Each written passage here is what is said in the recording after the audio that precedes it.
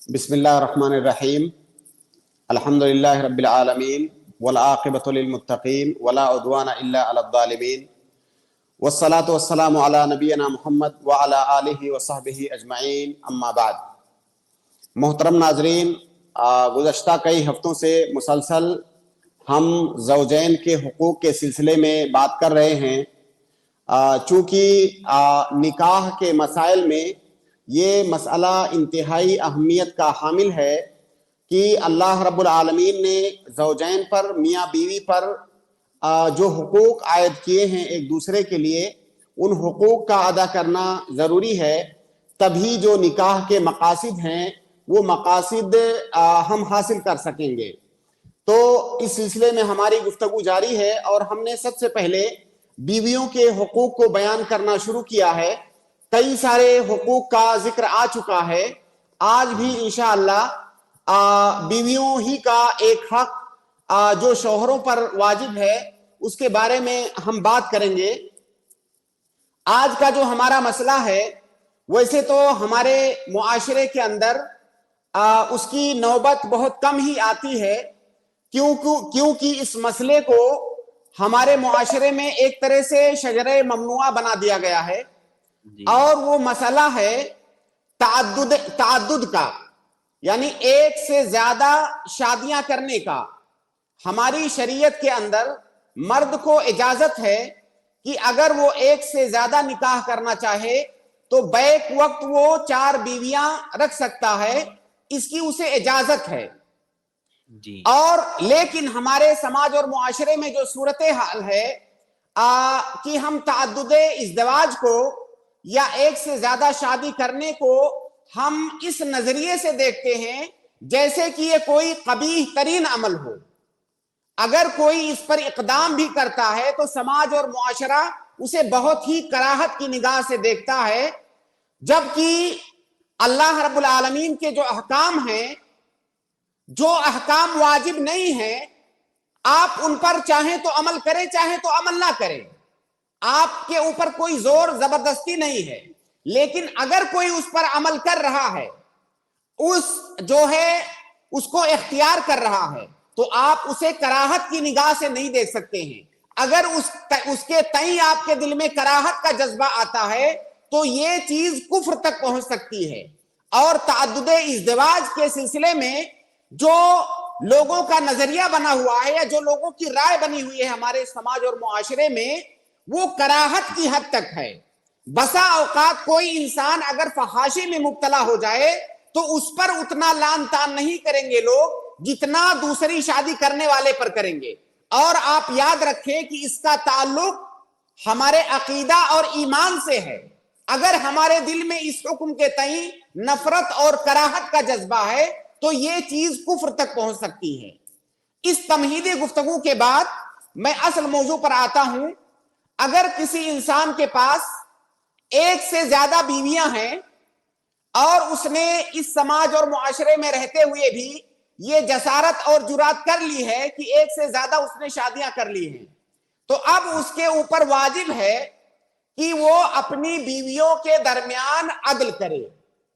جتنی بھی اس کی بیویاں ہیں، 2 یا 2 سے زیادہ، ان کے درمیان عدل کرنا اس کے اوپر واجب ہے۔ اور یہ بیویوں کا حق ہے کہ ان کا شوہر ان کے درمیان عدل سے کام لے۔ اس سلسلے میں قرآن کریم میں اللہ رب العالمین ارشاد فرماتا ہے کہ فَإِنْ خِفْتُمْ أَلَّا تَعْدِلُوا فَوَاحِدَةً، جہاں پر اللہ رب العالمین نے تعدد کا ذکر کیا، وہاں پر صاف طور سے فرمایا کہ تعدد کی اجازت اسے ہے جو بیویوں کے درمیان عدل کرنے کی استطاعت رکھتا ہے۔ اگر کسی کو یہ خوف ہو کہ وہ اپنی بیویوں کے درمیان عدل نہیں کر سکے گا تو وہ ایک بیوی پر ہی اکتفا کرے۔ تو خوف کی صورت میں، عدل کے سلسلے میں اگر آپ کو خوف ہے تو اس صورت میں آپ کو ایک سے زیادہ شادی کرنے کی اجازت نہیں ہے۔ اور ظاہر ہے خوف کس بات پر ہوتا ہے؟ کسی واجب کے چھوڑنے پر ہی خوف ہوتا ہے۔ تو اس سے ثابت ہوتا ہے کہ بیویوں کے درمیان عدل کرنا یہ واجب ہے۔ اسی طرح سے اللہ رب العالمین اسی آیت میں آگے فرماتا ہے کہ ذالک ادنی اللہ تعولوا، اور جب تم ایسا کرو گے تو تم ظلم کرنے سے بچ جاؤ گے۔ اس کا مطلب یہ ہوا کہ اگر عدل نہیں کرتے ہو تو یہ ظلم ہے۔ اس کا صاف مطلب ہے کہ عدل کرنا یہ واجب ہے بیویوں کے درمیان۔ اسی طرح سے ایک اور آیت میں اللہ رب العالمین ارشاد فرماتا ہے کہ وَلَن تَسْتَطِيعُوا أَن تَعْدِلُوا بَيْنَ النِّسَاءِ وَلَوْ حَرَصْتُمْ فَلَا تَمِيلُوا كُلَّ الْمَيْلِ فَتَذَرُوهَا كَالْمُعَلَّقَةِ۔ اللہ رب العالمین نے اس آیت میں مردوں کو مخاطب کرتے ہوئے فرمایا کہ جو لوگ دو یا دو سے زیادہ شادیاں کر رہے ہو، تم دو یا دو سے زیادہ شادیاں کرنے سے جھجکو مت، اور جب ہم نے تمہیں عدل کا حکم دیا ہے تو اس عدل کا یہ مطلب نہیں ہے کہ تم تمام چیزوں میں عدل کر پاؤ گے۔ کئی ساری چیزیں ایسی ہیں جن میں عدل کرنے کی استطاعت تمہیں نہیں ہے، لہٰذا اس بات سے خوف مت کھاؤ۔ ہماری طرف سے تمہیں اس بات کا مکلف نہیں بنایا جا رہا ہے کہ تمام چیزوں میں عدل کرو، کیونکہ اس کی استطاعت تم رکھتے ہی نہیں ہو۔ تو جب تمام چیزوں میں جن کی استطاعت تم نہیں رکھتے ہو، اس کا مطالبہ، اس میں عدل کا مطالبہ تم سے نہیں کیا جاتا ہے۔ لیکن فلا تمیلوا کل المیل، جن چیزوں میں عدل کی استطاعت رکھتے ہو ان معاملات میں ایسا نہ ہو کہ بعض بیویوں کی طرف تمہارا میلان اور جھکاؤ ہو جائے اور دوسری بیویوں کو تم معلق چھوڑ دو۔ جی تو اس آیت سے بہت سارے لوگ یہ استدلال کرتے ہیں کہ اللہ تعالیٰ نے کہا کہ بیویوں کے درمیان تم عدل کر ہی نہیں سکتے، اگر چاہو تب بھی نہیں کر سکتے، اور چونکہ عدل کرنا واجب ہے لہٰذا اس کا مطلب یہ ہوا کہ جب عدل نہیں کر سکتے تو ایک سے زیادہ شادیاں نہیں کر سکتے، جبکہ اس آیت کا مطلب اس کے برعکس ہے۔ اللہ رب العالمین ایک سے زیادہ شادیاں کرنے پر ابھار رہا ہے، اور ہمارے دل میں جو حرج محسوس ہوگا کہ ہم بھائی ہر چیز میں تو عدل نہیں کر سکتے، جیسے محبت کا معاملہ ہے، دل کے میلان کا معاملہ ہے، اس میں آدمی عدل نہیں کر سکتا، دل کا مالک اللہ رب العالمین ہے۔ تو اللہ رب العالمین نے اسی حرج اور مشقت کو دور کرتے ہوئے فرمایا کہ جن چیزوں میں عدل کر سکتے ہو اس میں گنجائش نہیں ہے، اس میں عدل کرنا ضروری ہے، جہاں پر عدل نہیں کر سکتے وہاں پر کوئی حرج نہیں ہے۔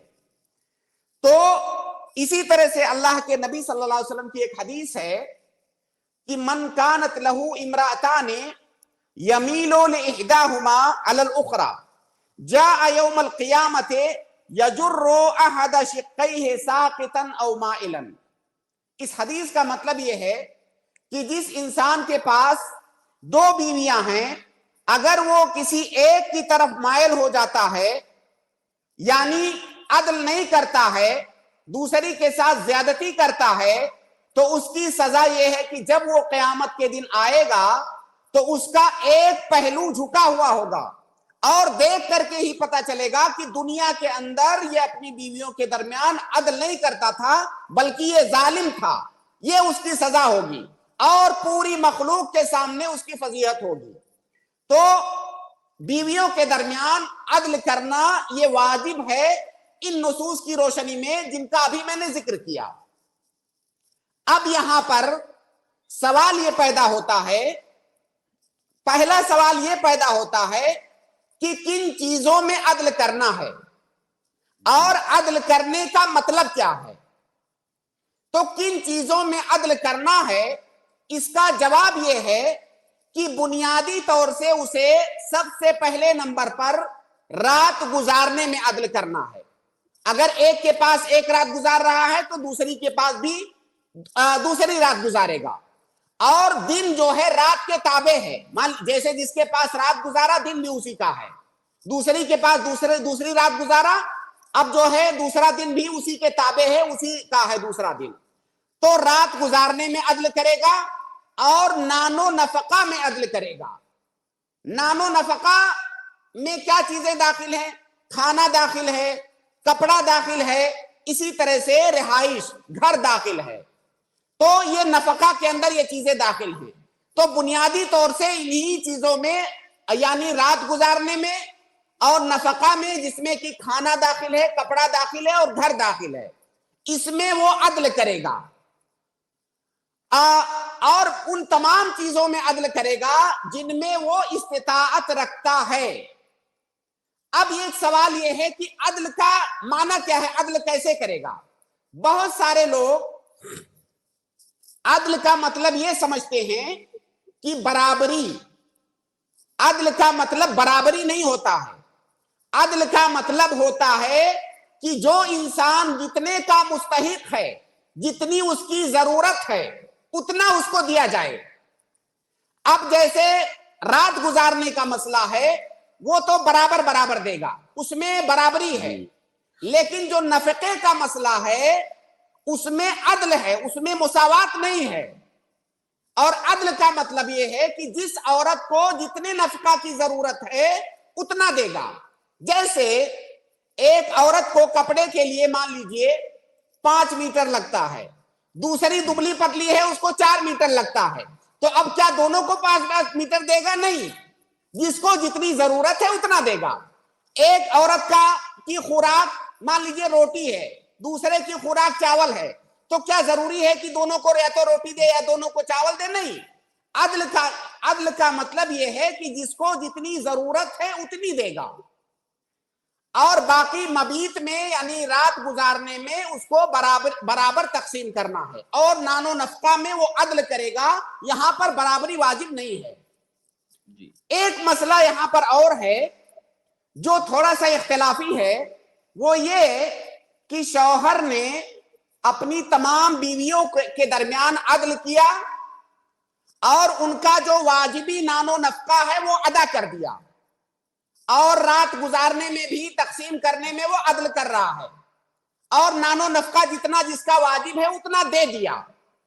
اب اس کے بعد واجب نان و نفقہ کے علاوہ اگر وہ کچھ ہدیہ تحفہ دینا چاہتا ہے الگ سے، تو کیا اس میں بھی برابری ضروری ہے، یا اس میں کسی ایک کو زیادہ دوسری کو کم، یا ایک کو دے سکتا ہے دوسری کو چھوڑ سکتا ہے؟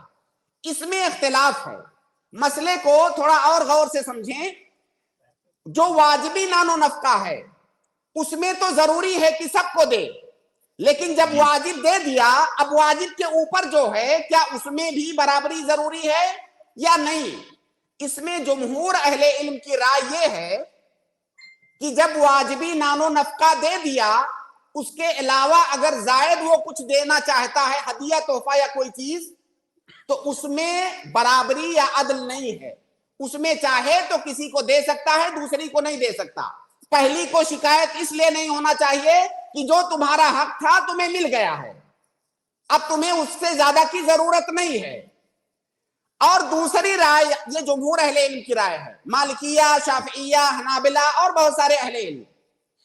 دوسری جانب دوسرا قول یہ ہے جس کو شیخ الاسلام ابن تیمیہ اور کچھ دوسرے فقہا نے اختیار کیا ہے، جن میں کی شیخ ابن عثیمین بھی ہیں، کہ واجبی نان و نفقہ دینے کے بعد بھی اگر زائد وہ کچھ دینا چاہتا ہے تو اس میں برابری ضروری ہے۔ اور جمہور اہل علم جنہوں نے کہا ہے کہ اس میں برابری ضروری نہیں ہے، جو واجب نان و نفقہ سے زیادہ ہے، انہوں نے بھی یہ بات کہی ہے کہ اگر وہ برابری کرے تو یہ زیادہ افضل ہے۔ اور میں بھی مناسب یہی سمجھتا ہوں موجودہ دور میں جہاں پر اختلافات اور نزاعات شدت کے ساتھ پائے جاتے ہیں، کہ بہتر یہ ہے کہ اگر وہ واجب نان و نفقہ سے اوپر کچھ دینا چاہتا ہے تو اس میں بھی ان کے درمیان عدل کرے، برابری کرے، یہ زیادہ بہتر ہے، کیونکہ اس سے جو ہے وہ بہت سارے اختلافات وغیرہ سے بچ جائے گا۔ لیکن یہ یاد رہے کہ جمہور اہل علم کی رائے اس کے برعکس ہے کہ واجب نان و نفقہ سے اوپر جو ہے اس میں برابری ضروری نہیں ہے۔ یہاں پر ایک مسئلہ اور ہے کہ جیسے پہلی بیوی سے جب شادی کیا تھا تو اس نے اس کو مہر دیا تھا، اب جب دوسری سے شادی کر رہا ہے تو کیا اتنا ہی مہر دینا ضروری ہے یا کم زیادہ کر سکتا ہے؟ اس میں برابری ضروری نہیں ہے۔ صحیح بات یہ ہے کہ شادی کا جو فنکشن منایا تھا یا جو شادی پہ جو خرچہ کیا تھا پہلی شادی پہ، دوسری شادی پہ اسی طرح سے کرنا ضروری نہیں ہے، اس میں اسے اختیار ہے۔ اللہ کے نبی صلی اللہ علیہ وسلم نے اپنی مختلف بیویوں کو جو مہر دیا تھا اس مہر کی مقدار مختلف تھی، سب کو ایک برابر مہر نہیں دیا تھا، تو اس میں شوہر کو اختیار ہے۔ اسی طرح سے ایک مسئلہ یہاں پر اور ہے کہ ہمارے معاشرے میں دیکھا یہ جاتا ہے کہ جب کوئی شوہر، کوئی مرد جب دوسری شادی کر لیتا ہے تو جو پہلی بیوی ہوتی ہے دوسری شادی کے فوراً بعد اختلافات شروع ہوتے ہیں، اور اختلافات کا نتیجہ یہ ہوتا ہے کہ پہلی بیوی یہ مطالبہ کرتی ہے کہ اب فوراً سے پہلے جو دوسری بیوی ہے اس کو طلاق دو ورنہ میں نہیں رہوں گی۔ سب سے پہلا مطالبہ یہ ہوتا ہے کہ دوسری بیوی جو شادی کیے ہو اس کو طلاق دو، یا کبھی کبھی اس کے الٹا بھی ہوتا ہے، دوسری بیوی آ کر کے حاوی ہوتی ہے اور کہتی ہے پہلی بیوی کو طلاق دو۔ تو کیا یہ بیوی کا حق ہے کہ وہ جو اس کی سوکن ہے اس کے طلاق کا مطالبہ کرے؟ نہیں، یہ بیوی کا حق قطعاً نہیں ہے کہ اپنے سوکن کے طلاق کا مطالبہ کرے۔ اللہ کے نبی صلی اللہ علیہ وسلم کی ایک حدیث ہے کہ لا يحل لامرأة تسأل طلاق ان تسأل طلاق اختها لتستفرغ صحفتها فانما لها ما قدر لها، کسی بھی عورت کے لیے یہ جائز نہیں ہے کہ وہ یہ مطالبہ کرے کہ اس کا شوہر اس کے سوکن کو طلاق دے دے تاکہ وہ اکیلے راج کرے۔ کسی بھی عورت کے لیے یہ جائز نہیں ہے، تو اگر وہ اس کا مطالبہ کرتی ہے تو یہ مطالبہ اس کا درست نہیں ہے، جائز نہیں ہے۔ اسی طرح سے اگر مان لیجئے دوسری شادی کوئی آدمی کرنا چاہتا ہے، اب اس کی جو دوسری بیوی ہے یہ شرط رکھے کہ میں آپ سے شادی تو کروں گی لیکن میری شرط ہے کہ شادی کے بعد آپ اپنی پہلی بیوی کو طلاق دے دیں گے۔ اب ایسی صورت میں کیا اس کا یہ شرط رکھنا درست ہے؟ نہیں، اس کا یہ شرط رکھنا درست نہیں ہے۔ اور اگر اس وقت شوہر نے یہ شرط مان بھی لیا تو اس شرط پر عمل کرنا اس کے لیے ضروری نہیں ہے۔ کیوں؟ کیونکہ یہ شرط ہی باطل ہے، یہ شرط باطل ہے، یہ کسی اپنے سوکن کے طلاق کی شرط رکھ کر کے شادی کرنا یہ جائز نہیں ہے، یہ شرط باطل ہے۔ اسی طرح سے ایک مسئلہ یہاں پر یہ ہے کہ بہت ساری عورتیں شادی کے بعد یہ مطالبہ کرتی ہیں کہ مجھے طلاق دے دو۔ کیا عورت کے لیے جائز ہے کہ اپنے شوہر سے دوسری شادی کے بعد یہ مطالبہ کرے کہ مجھے خلا چاہیے یا مجھے طلاق چاہیے؟ یہ مطالبہ اس کا جائز نہیں ہے۔ کسی بھی عورت کا اپنے شوہر سے طلاق کا مطالبہ صرف شرعی عذر کی بنیاد پر جائز ہے، اور یہ شرعی عذر نہیں ہے۔ اللہ کے نبی صلی اللہ علیہ وسلم کی حدیث ہے کہ ایما امرأۃ سألت زوجها طلاقا من غیر ما بأس فحرام علیہا رائحۃ الجنہ، اگر کسی بیوی نے اپنے شوہر سے بغیر کسی شرعی عذر کے طلاق کا مطالبہ کیا تو ایسی عورت پر جنت کی خوشبو حرام ہے۔ تو عورت کے لیے جائز نہیں ہے کہ وہ طلاق کا مطالبہ کرے اگر اس کا شوہر دوسری شادی کر لے رہا ہے تو۔ اس کے علاوہ بہت سارے مسائل ہیں بیویوں کے درمیان عدل کے سلسلے میں۔ وقت ہمارے پاس اتنا زیادہ نہیں ہوتا ہے اوپننگ کمنٹ میں کہ ان تمام مسائل کا ذکر کیا جائے، لیکن موٹے طور پر یہ بنیادی مسائل ہیں کہ اگر کوئی انسان دوسری شادی کر رہا ہے، اس کے پاس ایک سے زیادہ بیویاں ہیں، تو ان کے درمیان ان تمام چیزوں میں عدل کرنا اس کے اوپر واجب ہے جن میں عدل کرنے کی وہ استطاعت رکھتا ہے، اور جن چیزوں میں عدل کی استطاعت نہیں رکھتا ہے وہ معفو عنہ ہے، اس میں عدل کرنا یہ واجب نہیں ہے۔ جیسے دل کا میلان ہونا، کسی کی جانب زیادہ دل کا رجحان ہونا، یہ انسان کی استطاعت میں نہیں ہے۔ جیسا کہ اللہ کے نبی صلی اللہ علیہ وسلم کی حدیث ہے، آپ نے فرمایا اللہ رب العالمین سے دعا کرتے ہوئے کہ اللہ رب العالمین یہ میری تقسیم ہے، اور میں اللہ کے نبی صلی اللہ علیہ وسلم تقسیم کرتے تھے راتوں کو اپنی بیویوں کے درمیان، اور آپ نے کہا کہ یہ میری تقسیم ہے جو میں استطاعت رکھتا ہوں جس کی، تو میرا مؤاخذہ ان چیزوں پر نہ کرنا جس کی استطاعت میں نہیں رکھتا ہوں، جیسے دل کا حال، تو ان چیزوں میں عدل کرنا واجب نہیں ہے جس کی استطاعت انسان نہیں رکھتا ہے۔ اس لیے یہ کہنا کسی کا کہ موجودہ زمانے میں دوسری شادی کرنا جائز نہیں ہے کیونکہ انسان عدل کر ہی نہیں سکتا، ارے بھائی کیسے عدل نہیں کر سکتا؟ ظاہری چیزوں میں عدل کرنا اس کے اوپر واجب ہے، باطنی اور داخلی چیزوں میں عدل کرنا واجب نہیں ہے، لہٰذا یہ کہنا کہ عدل کرنا یہ ممکن نہیں ہے، ایسی بات نہیں ہے، عدل کرنا ممکن ہے۔ اور کئی سارے لوگوں کو تو شادی کرنے سے اس لیے منع کر دیا جاتا ہے کہ آپ عدل نہیں کر سکتے۔ ارے بھائی اس کو پہلے ایگزام تو دینے دو، یا ایگزام دینے سے پہلے ہی اسے فیل کر دو گے؟ تو اگر وہ شادی کرنے کے بعد عدل نہیں کرتا ہے تو اس کے اوپر نکیر کیا جائے گا، پہلے ہی یہ فیصلہ کیسے سنایا جا سکتا ہے کہ وہ عدل نہیں کر سکتا؟ بہرحال خلاصے کلام یہ کہ دوسری شادی کرنا یا تعدد ازدواج ہماری شریعت کے اندر یہ جائز ہے، بلکہ بسا اوقات یہ چیز واجب بھی ہو جاتی ہے، اور اس پر ہم اسی اسٹریم میں بہت مفصل انداز میں اس سے پہلے گفتگو بھی کر چکے ہیں۔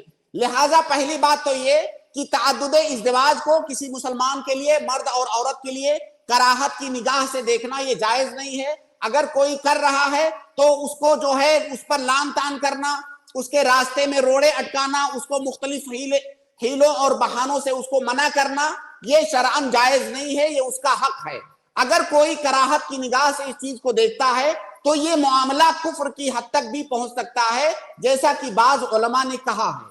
دوسرا مسئلہ یہ کہ اگر کوئی آدمی دوسری شادی کرتا ہے تو اس کے لیے ضروری ہے کہ وہ اپنی بیویوں کے درمیان عدل کرے ان تمام چیزوں میں جس کی وہ استطاعت رکھتا ہے اور جن کا ذکر ابھی ہم نے یہاں پر کیا۔ جی جزاک اللہ خیر شیخ، بارک اللہ فیکم، بہت بہت شکریہ، آپ نے بہت اہم نکات ہمارے سامنے رکھے۔ اللہ آپ کو جزائے خیر دے، اللہ تعالی ہم تمام کو اس پر عمل کرنے کی توفیق عطا فرمائے، آمین۔